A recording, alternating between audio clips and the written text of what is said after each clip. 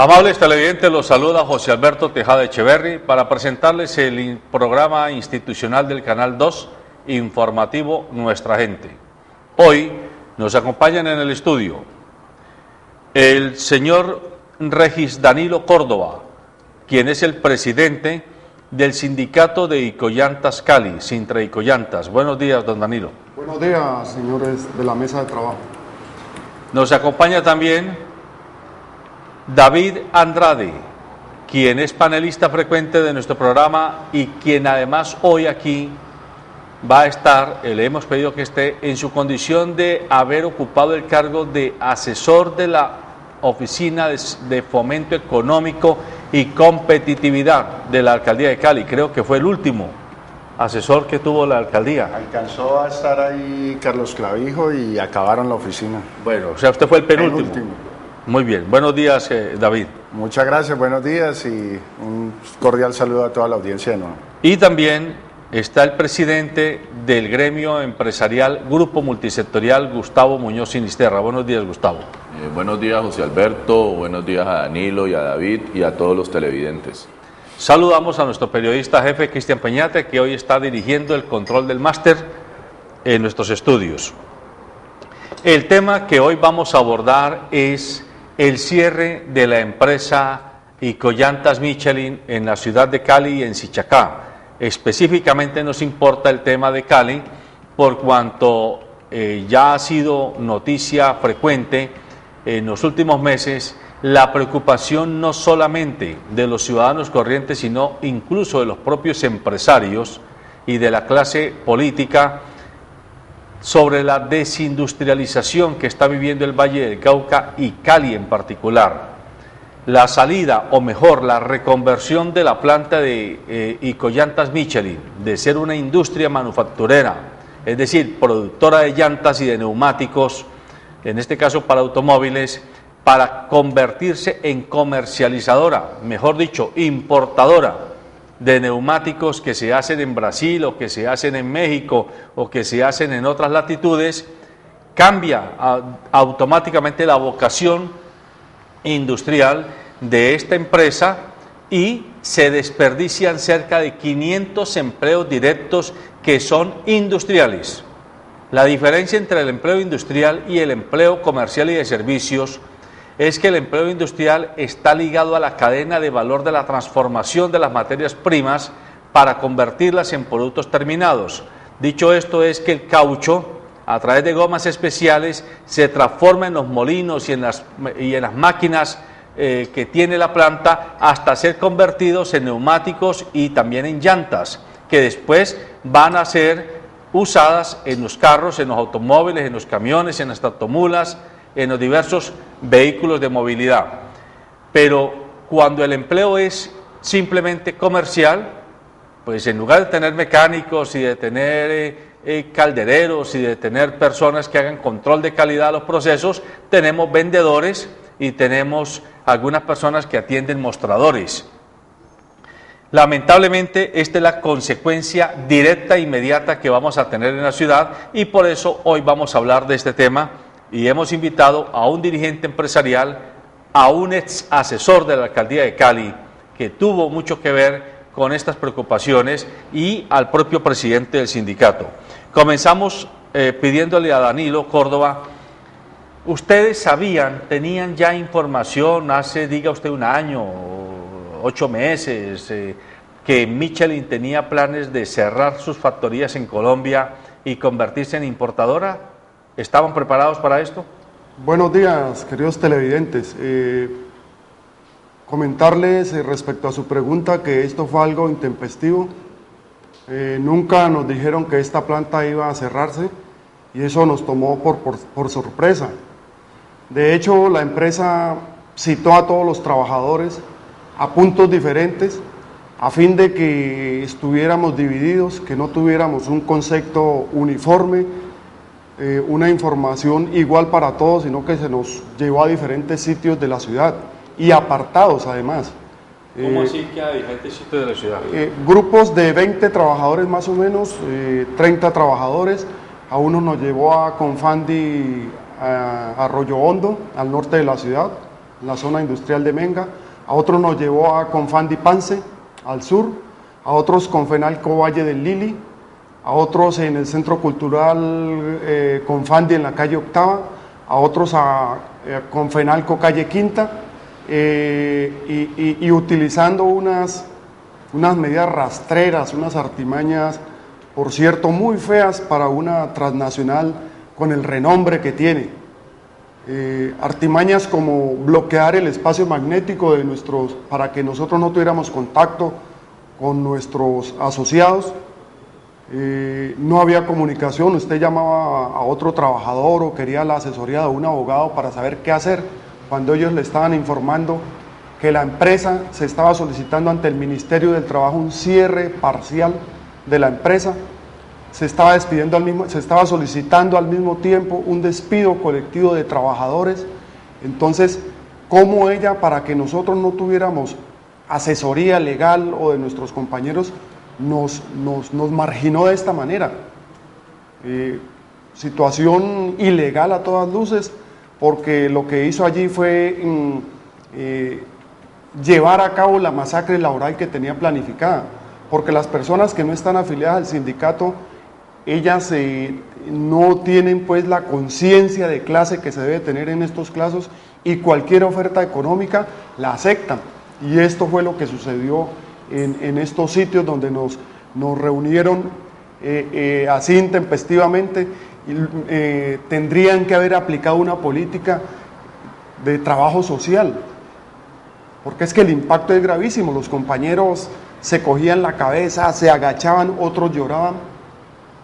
¿Usted cuántos años lleva trabajando en la empresa? En la actualidad yo llevo 26 años trabajando. ¿Y el promedio de antigüedad de los trabajadores que hoy están en Michelin es de cuántos años? Y el promedio puede ser de 20 años, porque hay algunos de 32, de 27, 25, hasta de 4, 5, 6 años. Ya. La información que circula es que Michelin a ustedes les ha hecho una oferta de un plan de retiro con unas indemnizaciones, unos paquetes de entrega de dineros en efectivo y una propuesta de preparación para la nueva empleabilidad.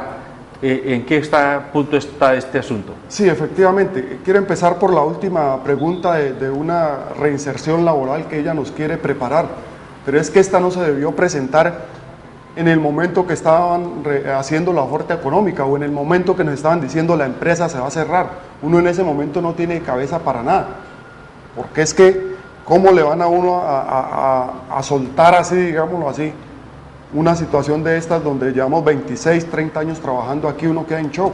Entonces uno no va a atender a esas personas que llegan a decirle, vea, usted con ese dinero puede hacer esto, puede emprender esta empresa, lo vamos a formar. Nosotros tendríamos que haber recibido esa formación con mucho tiempo de antelación para ya estar preparados psicológicamente. Una psicóloga en un salón de esos, ¿para qué nos sirve si nos impactaron de una manera repentina? Bueno, tercera pregunta antes de pasar a darle la palabra a nuestros invitados. Esto ya todo indica que es un hecho cumplido, es decir, ya es una decisión que se tomó desde Francia, que es donde está la casa matriz de Michelin, y pues sería como muy complicado pensar en que esa decisión sea reversada. Ante la realidad, la tosudez de los hechos, ¿qué piensan ustedes hacer? Es decir, los trabajadores ya, me imagino que ya han comenzado a ser retirados de las plantas, algunos, o cuándo cierran definitivamente la planta, y ustedes qué están planteando, qué propuestas tienen en la mesa. Bueno, primero que todo aclarar que la empresa desde el día 8 de junio cerró la planta totalmente. O sea, ya no hay producción. No hay producción en las plantas de Cali y Bogotá, y eso lo hizo con artimañas, como lo decía anteriormente, porque nos sacó de las plantas con el artículo 140 del Código Sustantivo del Trabajo, artículo que contempla el pago del salario sin la prestación de servicios. Esto lo venía implementando desde hace algunos años y nos tenía acostumbrado a ellos. Por ello, nos sacó con este artículo y las plantas desde el 8 quedaron totalmente cerradas. Al día siguiente, el 9 de junio, nos cita a reuniones a los sitios que nombré anteriormente. Entonces, ella ya tenía todo fríamente calculado para asestarnos este golpe a la clase trabajadora. Como orientación pues de los trabajadores que estamos resistiendo en la carpa, en la carrera sexta con 22, es que nos devuelvan las fuentes de empleo, porque ese cierre parcial puede significar, como usted bien lo dice, solo la comercialización del producto y que se pierdan todas estas fuentes de empleo, pero también dejan entrever, en caso de una inyección de capital, que esta factoría se reabriría nuevamente, pero nuevamente con trabajadores tercerizados, con unos sueldos no superiores a 700.000 pesos, que es a la final a lo que ellos le están apostando. La tercerización, como ocurrió en la planta de Querétaro en México, la cerraron con la complacencia de los mismos trabajadores y posteriormente, al cabo de 8 meses, 7 meses, fue reabierta con personal totalmente trabajadores tercerizados o con maquila que le llamamos. Muy bien. David Andrade, usted estuvo en la alcaldía de Cali en el anterior gobierno, en la primera parte del anterior gobierno, y vino precisamente a intentar impulsar lo que se llamaba en ese momento la Oficina de Asesoría para el Fomento Económico y Competitividad de la ciudad de Cali. Esta oficina, entiendo yo, que desde hace mucho rato dejó de ser, primero, secretaría, y segundo, dejó de tener presupuesto y personal a cargo, por lo tanto era como una especie de saludo a la bandera, y eso explica mucho de por qué usted renunció. Pero denos su diagnóstico desde el punto de vista del gobierno municipal. ¿Por qué el gobierno no se ha anticipado a mirar cómo logra encadenar procesos industriales a través de diversas factorías, garantizándoles por un lado ciertas ventajas, ¿por qué no tributarias locales, pero también de desarrollo de infraestructura, a cambio de que garanticen la estabilidad y la permanencia de los empleos industriales? El tema es bastante complejo, pero yo quiero tocar algunas aristas que de pronto podamos profundizar o quién sabe si se queden en el tintero. Lo primero es de filosofía e ideología. Si el Estado o el gobierno debe o no debe intervenir en la generación de empleo e intervenir en la parte, digamos, del desarrollo económico privado. Entonces hay quienes en una posición, allá los privados hagan lo que quieran, los empresarios pueden hacer lo que quieran y la relación entre los empresarios y los trabajadores es de mercado y que se solucione, o una donde un Estado o un gobierno debe ser responsable y debe tratar de intervenir para evitar desequilibrios, para evitar fallas, para evitar injusticias, para evitar que ocurran cosas y mantener, digamos, un equilibrio. A todas luces, los modelos, digamos, que siguen imperando es no intervengamos y dejemos que ellos allá hagan lo que quieran. Segundo, y es muy importante, nosotros en el gobierno siempre pensamos que era más importante, o más importante no, es mucho más costoso perder un empleo que generar uno nuevo. Generar, digamos, nuevos empleos puede resultar fácil, digamos que son las estadísticas que nos muestran todos los días, se generan tantos empleos, pero resulta que los empleos no duran un mes, no duran 2 meses. Como lo decía el compañero ahora, ¿bajo qué condiciones? Entonces ya dicen cualquier persona que saque un chuzo al frente de la calle ya está empleado. Entonces resulta que perdemos unos empleados con unas condiciones laborales importantes, unas personas que llevan años, tiempo, conocimiento, calificados, preparados, sentido de pertenencia, de propiedad, que tienen ya una dinámica, digamos, social y económica por unos empleos mal remunerados, inestables, donde tanto empleador como trabajador están, digamos, en un desequilibrio, que es la posibilidad que nos están contando el señor Córdoba, que es posible que ocurra, que cierren la planta, saquen a gente con una vinculación laboral, digamos, de esas que envidiamos muchos, de estar en una empresa, trabajando, un salario y todo eso, por una vinculación donde cada mes estamos preocupados, quién sabe qué actividad tenemos que hacer para que nos renueven un contrato de manera mensual. Entonces, desde la perspectiva del gobierno municipal, muy triste, y hay que pararle bolas a eso, que ante el auge que New York Times está diciendo que somos pues el paraíso de América Latina, que aquí tenemos que invertir, y las empresas están cerrando.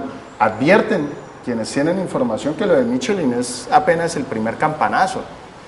Bueno, el primer campanazo no, porque ya ha ocurrido fenómenos de cierre de empresas importantes, Michelin se suma a eso, pero que vienen muchos más, Y por el contrario, el gobierno que se ha aislado, sobre todo este gobierno actual, se ha aislado de la intervención y de conocer esta realidad y le ha dejado eso a Cámara de Comercio, a Inves Pacific, a todos esos, dicen no, Cali es la berraquera, están viniendo un montón de inversión, van a hacer un montón de centros comerciales, un montón de supermercados para vender productos fabricados en la China o fabricados en Estados Unidos a bajo precio, afectando la generación de empleo local, afectando la producción. Los zapateros tuvieron ayer o anteayer una marcha importante la semana pasada demostrando, digamos, las condiciones.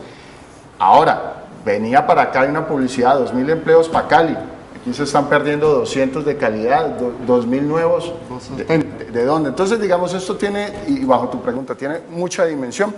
Desde la Oficina Asesora de Fomento siempre dijimos, hay que impulsar la micro y la pequeña empresa, la mediana, esa generadora de empleo. No es muy productiva, pero es generadora de empleo, es muy importante, pero hay que cuidar los empleos que actualmente existen, esos hay que cuidarlos. Y bajo lo que tú estás diciendo, la descentralización, lo hemos demandado aquí. El gran empresario, el proveedor del capital, que tiene 1.000 empleados, llegan y le dicen, vea, hermano, vamos a cerrar su planta, sus 1.000 empleados, pero usted se va a quedar con un negocio muy bueno que es la distribución.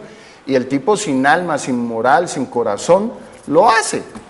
Y generando unos efectos. Ahora van a ver los problemas de inseguridad, los problemas de violencia, los problemas de no sé qué, entonces mándenle más policías y estamos afectando de verdaderamente la razón de las cosas, que es que la gente no tenga un ingreso. Muy bien. Gustavo Muñoz, usted es dirigente gremial.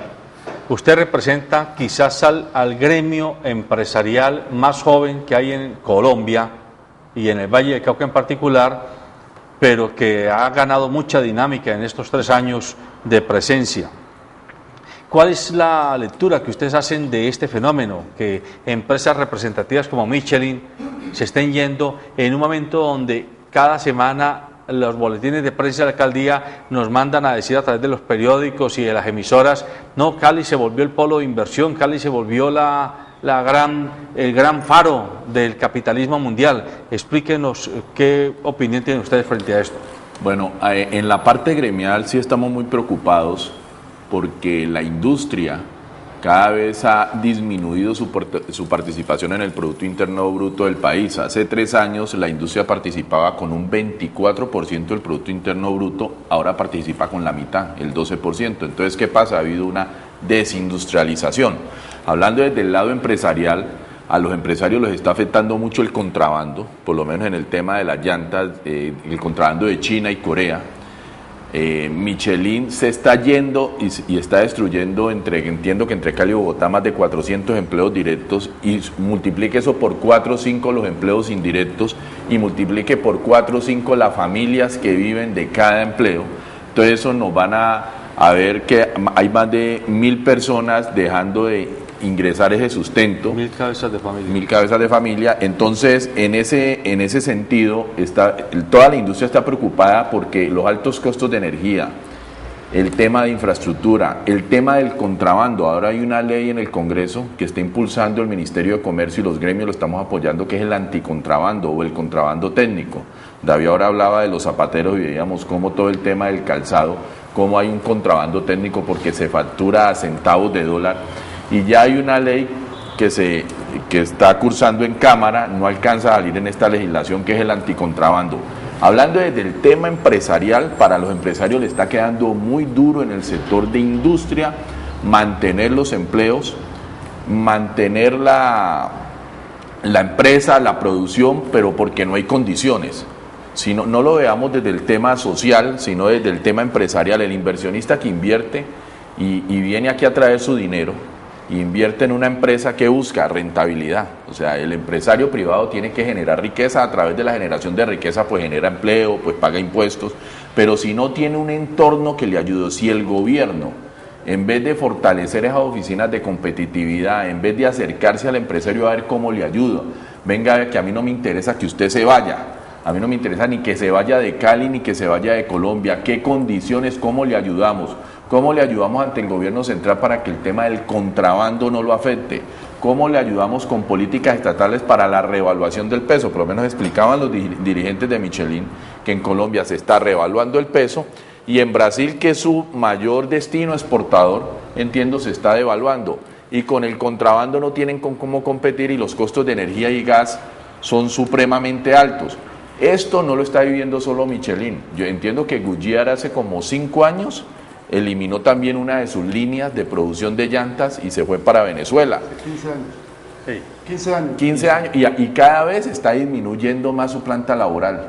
Entiendo que Propal está cada año desvinculando mucho personal y el Grupo Carvajal está pensando en vender y Propal en este momento no es viable siendo una de las industrias más significativas del país. Entonces el problema no hay que mirarlo puntual, estamos destruyendo empleo calificado que es el que da la industria porque la industria a nivel nacional no tiene las condiciones para ser competitivo, porque el gobierno se está preocupando por abrir TLCs, por hacer acuerdos, están entrando los países que están organizados y hace rato se fortalecieron sus industrias para competir y nos estamos volviendo meros importadores y comercializadores, que no es es un empleo destacable, pero no es calificado. ¿Qué va a salir? ¿Qué va a pasar con todos los ingenieros, los técnicos, los tecnólogos que producen las universidades y los institutos? Pues se tienen que ir del país y no volver, porque ese empleo calificado se está destruyendo. Es un problema grave que ya los industriales le han dicho al gobierno.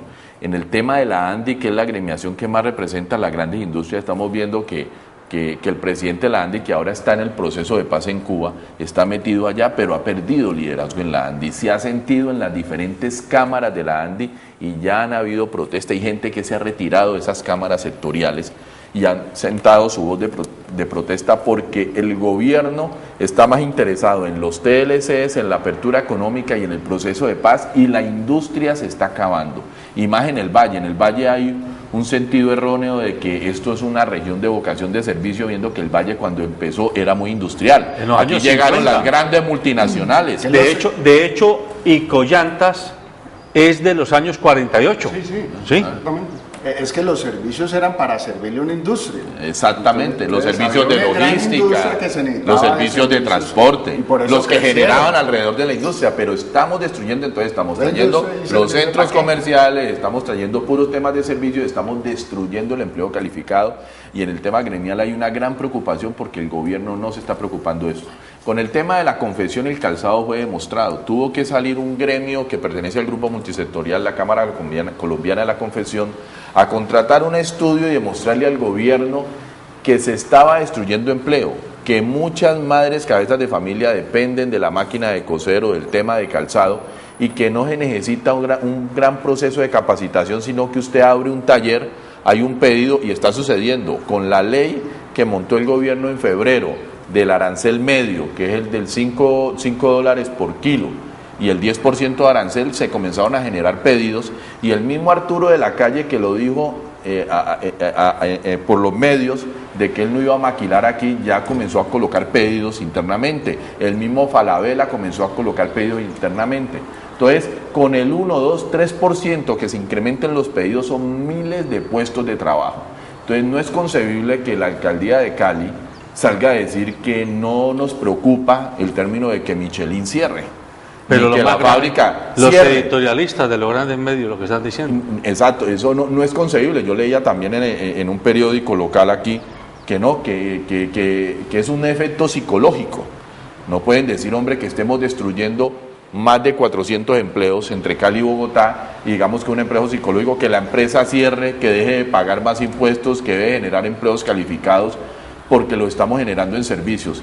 Entiendo que mañana y pasado mañana están en la Cumbre Pacífico, no sé si hoy, mañana o mañana jueves y pasado. y viernes. Jueves y viernes.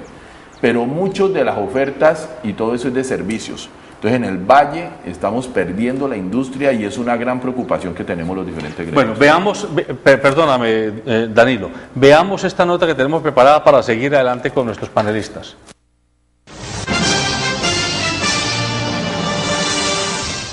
No, o sea, y estas empresas no están desapareciendo porque hayan quebrado o porque financieramente no les vaya bien. Esto lo hacen es para burlar los derechos de los trabajadores. Y estas empresas las montan en otras regiones del país.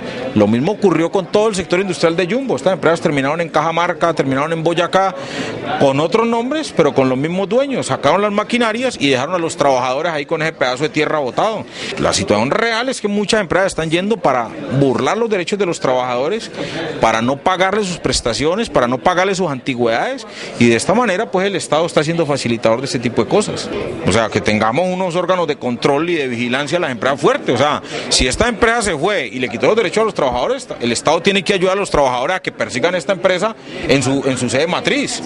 O sea, por ejemplo, esta empresa francesa Michelin, pues el Estado tiene que acompañar a los trabajadores, ir hasta Francia, y si no le responde a los trabajadores, rompan relaciones.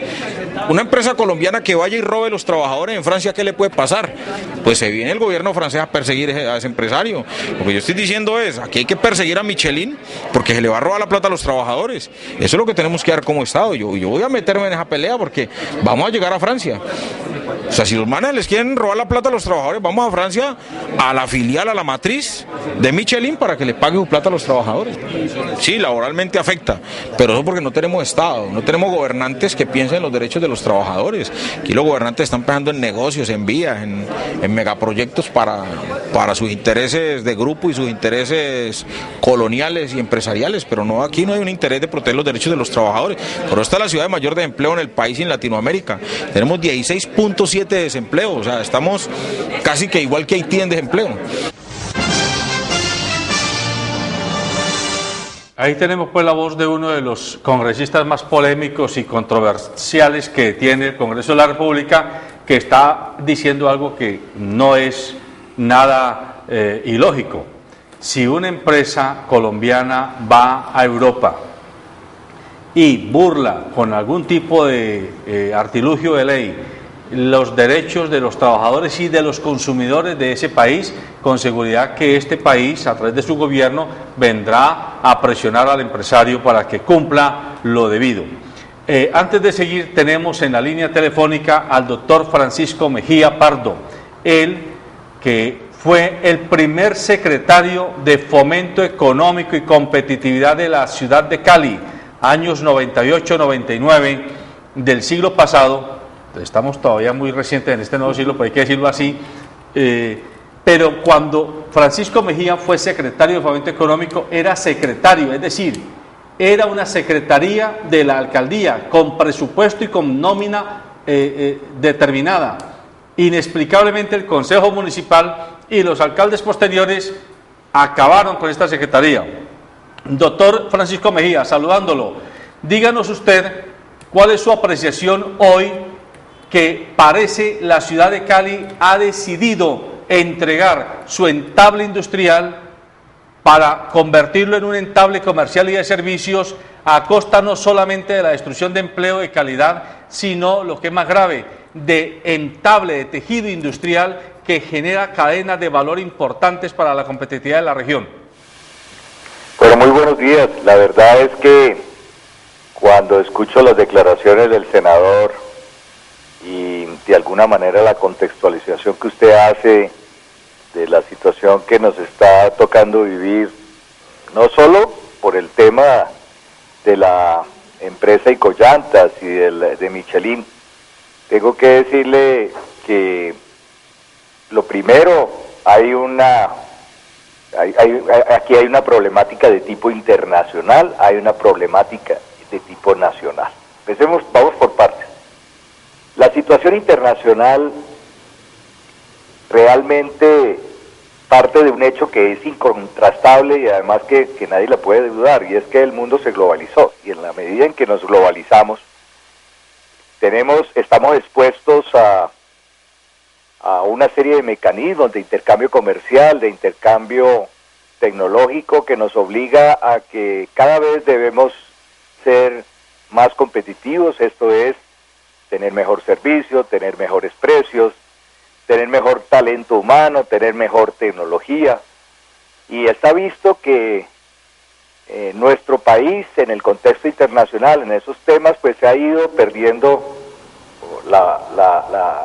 carrera, digamos, por la competitividad.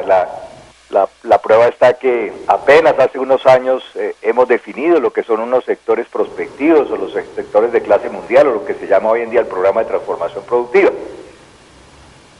En el caso concreto de las llantas, pues no es la excepción. Las llantas también hacen parte de esos grandes commodities, y tenemos que decir que las materias primas que nosotros importamos, como el negro de humo y una serie de elementos para construirlas, se consiguen en el exterior, no son materia prima colombiana, y en ese orden de ideas, pues la producción de esa materia prima está en países que no solamente tienen, la materia prima como tal, y perdón lo redundante, sino también la tecnología para transformarla. Estamos hablando en primera instancia de China. China es un país que en este proceso de globalización y de internacionalización de la economía, con una mano de obra muy barata, con la materia prima en su terreno, ¿no? Y con una tecnología que ha podido adaptar a sus realidades, pues produce llantas que son realmente inferiores en precio a las que producimos en Colombia. Y uno no le puede achacar la culpa a Icollantas, no le puede decir que es que el problema es de Icollantas porque no sabe producir llantas nuevas. No, Icollantas también tiene una tecnología posiblemente no tan de punto como la de ellos, pero evidentemente aquí ha habido un factor, y ahí empezamos a hablar de los temas de orden nacional, y es el de la devaluación, o la revaluación del peso en este caso. Realmente nosotros no hemos podido lograr estabilizar nuestra tasa de cambio, a pesar de las múltiples medidas, y hay que reconocerle a este ministro de Hacienda y a la Junta del Banco de la República que evidentemente ha habido una persistencia, digamos, en la compra de dólares para hacer que se estabilice la tasa de cambio. Pero aún así no somos competitivos. ¿Por qué no tampoco somos competitivos? Por lo que ya acabo de explicar. En Colombia, ante esa situación y en las épocas de bonanza, hemos debido haber constituido un fondo que sepa defender no solamente la tasa de cambio, sino ayudarle a los mercados internacionales, a las empresas que exportan o que tienen que pueden ser afectadas por el proceso de globalización. Doctor Francisco Mejía, usted, con la experiencia que tiene de haber sido secretario de Fomento Económico en la Alcaldía de Cali, ¿qué le sugiere a la administración municipal actual y al Consejo Municipal? Porque vemos con preocupación que comienzan a irse las empresas, no solamente las multinacionales, sino grandes empresas y medianas empresas importantes, y Cali se queda sin política pública local para mantener el empleo industrial y el tejido industrial. Déjeme, yo le termino, mi estimado amigo, de contextualizar, porque uno no le puede achacar los problemas que nos están pasando al alcalde de Cali o a la administración de Cali, porque vuelvo y le repito, esto tiene unas implicaciones de orden internacional y de orden nacional. En el orden nacional yo creo que no basta solo las medidas, como bien lo ha dicho en reiteradas ocasiones el doctor Ocampo Londoño, que está en el exterior como profesor de Columbia University, lo he oído también del doctor Cabrera en su columna. Bueno, en fin, lo que le quiero decir, tampoco es un problema de Cali. Cali también, como en el resto del país, pues también está expuesta a todos esos avatares. ¿Qué es lo que yo creo que se ha hecho mal? Yo creo que usted lo dijo al comienzo de la presentación, se equivocó el Consejo de Cali, se equivocó la administración de entonces en haber permitido que se hubiera eliminado un instrumento muy importante como era la Secretaría de Fomento Económico y Competitividad, que le daba norte a la ciudad. Segundo, debía haber definido una política de empleo y de atracción de inversión. Lo está haciendo la ciudad. La ciudad tiene una oficina que se llama Invest Pacífico, que está trayendo inversionistas. No es que falte, lo que pasa es que no está enlazado, digamos, o no hace parte de la administración pública, pero es una instancia de origen privado que jalona ese tema. Me parece que otro tema que tiene que ser muy importante es la definición de sectores a los que les va a apuntar la ciudad. En eso también estamos.